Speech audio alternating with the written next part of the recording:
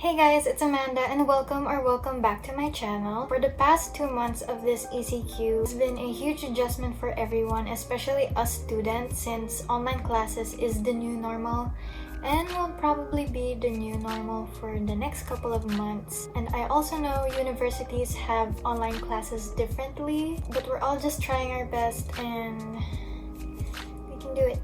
So right now, my online classes actually ended already. It ended about a month ago, but I know some of you guys are still having their online classes right now. I would just like to share with you guys the platforms I used, my setup during the online class, and also the process I went through in submitting my requirements and doing my requirements.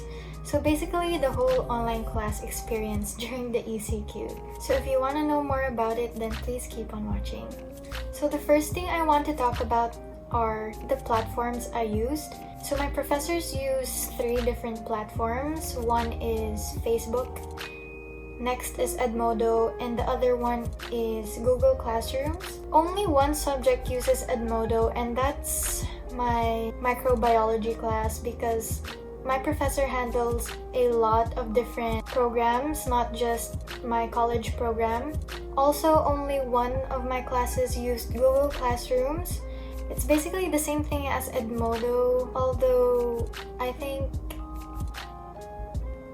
and most of my professors on my professional subjects use Facebook because one, it's most accessible to everyone. Even if you don't have a laptop or a computer, you can still access it using your mobile phone and your mobile data. Next thing is Facebook is user friendly. Everyone has Facebook and everyone knows how to use Facebook. Why am I explaining? So focusing more on Facebook, same thing goes to different platforms like Edmodo and Google Classrooms. They use these platforms to upload their lecture videos, their PowerPoints, or their lectures. They also upload the activities we have to do, the activities we have to answer, and exams or quizzes. It's mostly done in Edmodo and not on Facebook. Next is my setup for online class. I make sure I have 4 things with me.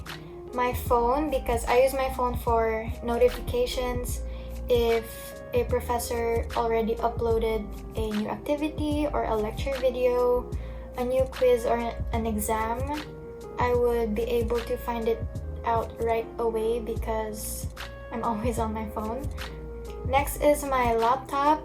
I use my laptop to open Facebook and Gmail. Facebook because I download the activities they give or they upload.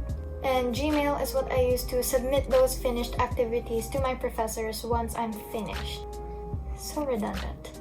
Then next, I also have my iPad with me. That's where I transfer all my files from my computer. Then I use my iPad to answer everything. The app I use to answer my activity sheets is GoodNotes. I'll go more into detail about that later. Then the last thing I do make sure to keep with me is a bullet journal or anything, maybe a piece of paper where I could just write down all the activities I have to do and just tick them off once I'm done. So now let's move on to process. Basically, I divided my processes into 2. One is when I'm feeling really lazy or when I'm really busy and I don't have time or energy to do the activities that have to be done. And the next one is when I'm feeling really productive and I feel like I have all the energy in the world to finish a bunch of tasks in one sitting. So the first process is when I'm busy or when I'm feeling really lazy. I'm lucky enough to have a college that's very considerate, so they actually did online classes asynchronous, meaning it's not in real time, or you don't have to do the task right when it's given, as long as you get to submit all your requirements by the end of the semester.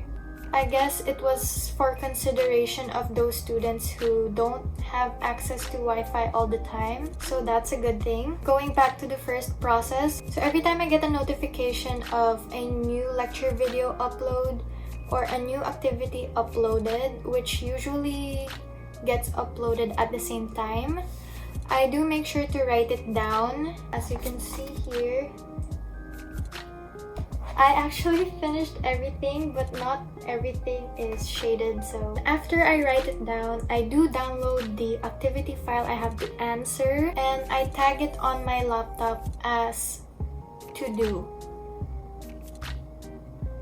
It's hard to explain, but I'll be showing you a clip maybe. So once I download the file that I have to do, I tag it as to do on my files folder, and then I leave it and procrastinate.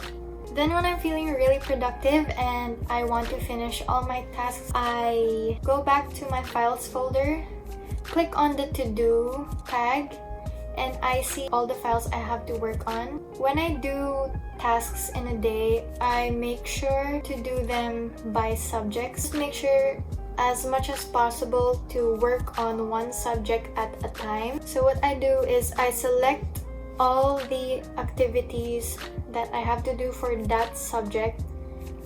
Then I transfer it to my iPad. Then using GoodNotes, I answer those activities. And then once I'm finished with everything, I select them all. I upload them back to my computer. If I don't have time to submit it yet, or if it's not complete, I do tag those files as to be submitted. And if I'm done with everything, I select all the files, submit them to my professor, and then tag the activities again as submitted output. Just so I know that I have already submitted those files and I can finally archive them to their proper folders. I feel like there's an easier way to do it, but I just feel like I like to complicate things sometimes. But that's just the way I do it. Some students like to print out their activities and then answer it using their pens, take a picture of the answered sheet and then upload it or send it via Gmail. Professors consider that too. I just feel like it's more convenient for me to use an iPad because all my files are stored digitally and I'm going paperless. Because having paper means having clutter. We don't want that. So yeah, that's pretty much it for this video. If you want to see a video on how I organize my files on my laptop, if you have any questions regarding how I did my online classes, just comment it down below too and I'll be happy to answer them.